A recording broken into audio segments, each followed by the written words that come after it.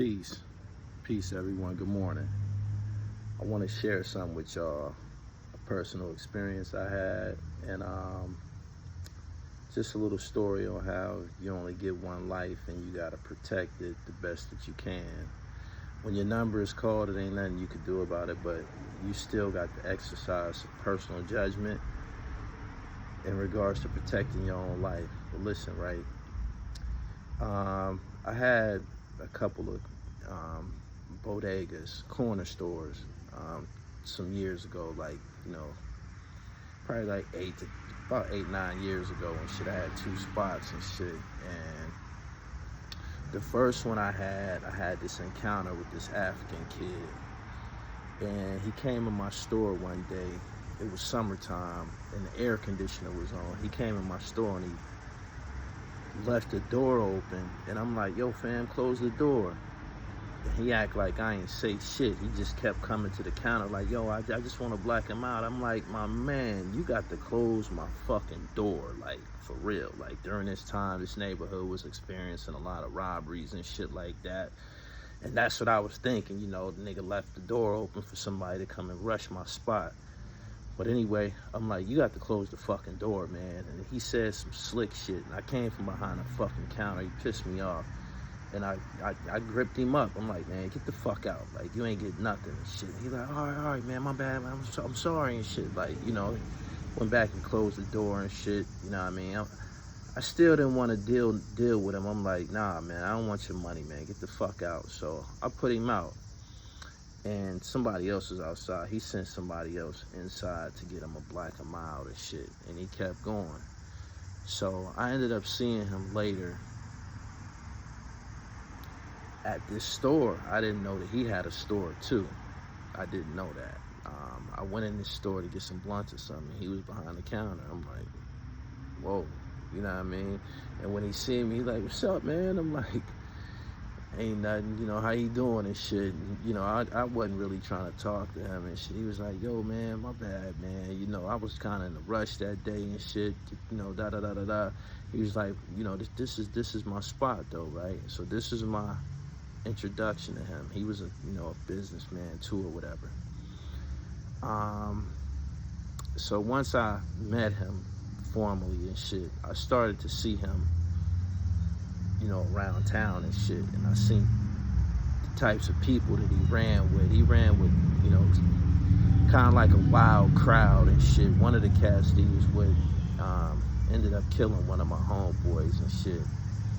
But he ran with a pretty wild crowd and shit. And normally whenever I would see him, he would be off into some shit, like some problems or something. So the next time that, you know, we had an encounter and I was able to get up on him and shit, I was like, yo, fam, I'm like, yo, man, you got a store and shit, man. You get money and shit. I said, man, you need to chill out and shit, man. And he laughed and shit. I'm like, nah, for real, man. I'm like, man, you know, the way you be moving and shit, man, somebody gonna do something to you and shit, man. Like, you got something to lose and shit, man. Like, you gotta pipe down, man. You operating a business and shit like that. And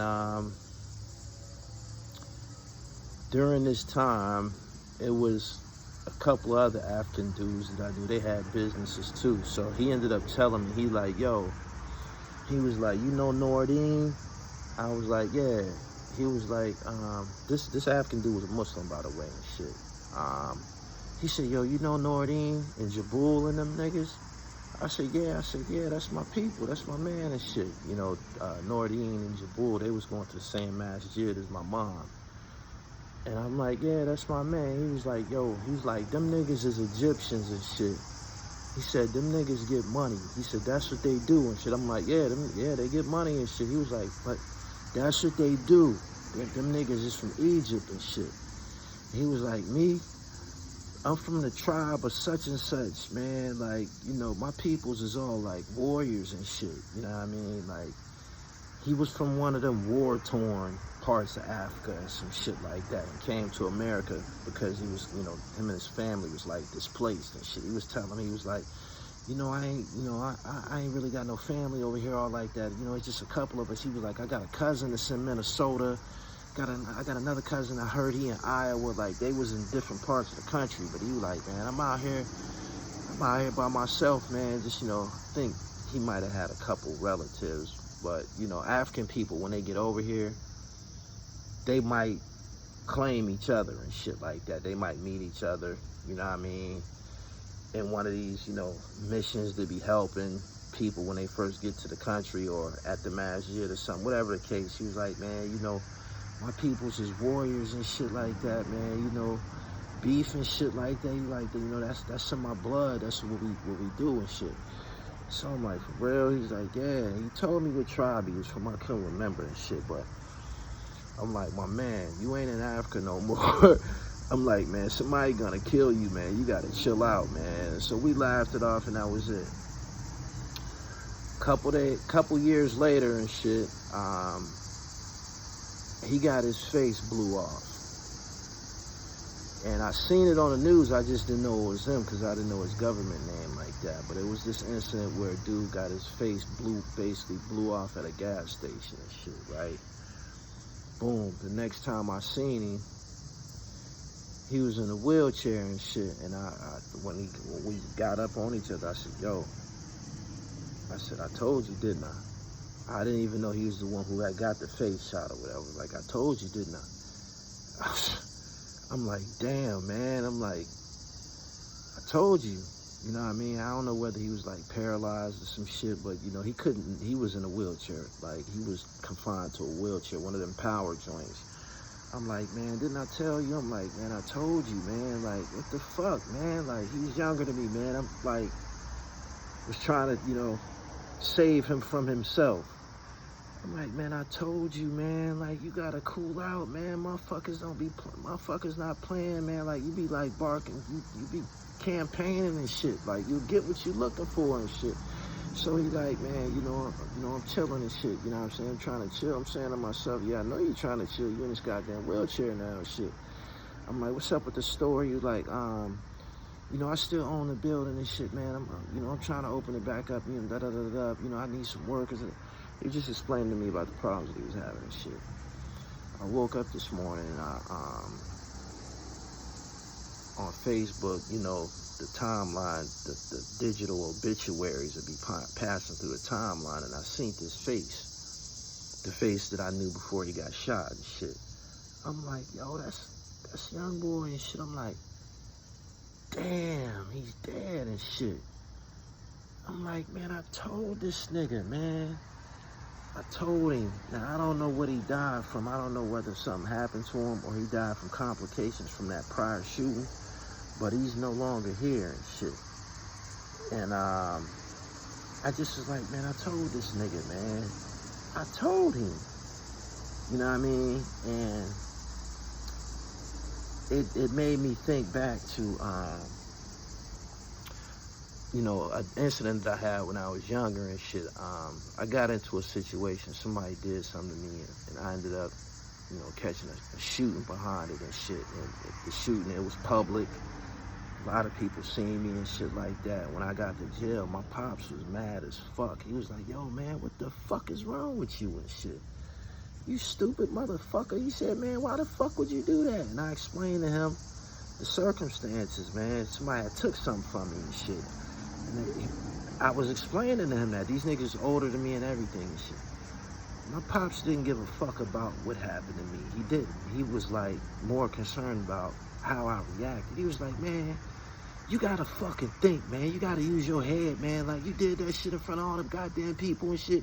You going to fucking jail, man. What the fuck is wrong with you? Like, he was pissed off. He was pissed. He was pissed. He was like, man, you gotta fucking think. He was like, you gotta think, man. He was like, you know how you get dollars? Only way you can get dollars, you gotta have sense. You know what I'm saying? And he was telling me this. I was on the other side of a glass and shit. I was in jail and shit. And he was like, man, how you think I made it this fucking far in life? He's like, man, I ain't never been shot. I ain't never been stabbed. I ain't never been in the penitentiary. None of that shit.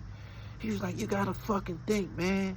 The fuck is wrong with you, man? He was like, niggas like you done shot a motherfucking, shot an innocent motherfucker. That motherfuckers like you belong in fucking jail, man. He was like, you You like a fucking cancer to society. They gotta protect society from niggas like you and shit. And I felt really, really bad the way he was talking to me because I was trying to get out on bond. He was like, man, I ain't getting your stupid ass out. Like, you need to be here and shit. Like, and I just remember the part about him stressing. You gotta think, man. You gotta fucking think. Like, and I was telling this young nigga, man, yo, you got to start thinking, man. Like, everything can't be a fucking confrontation, man. Like, you just gotta think, man. Like, you bugging out. And I'm sharing this story with y'all, man, because the life that you protect, the life that you save can be your very, very own and shit. If you just fucking think, man.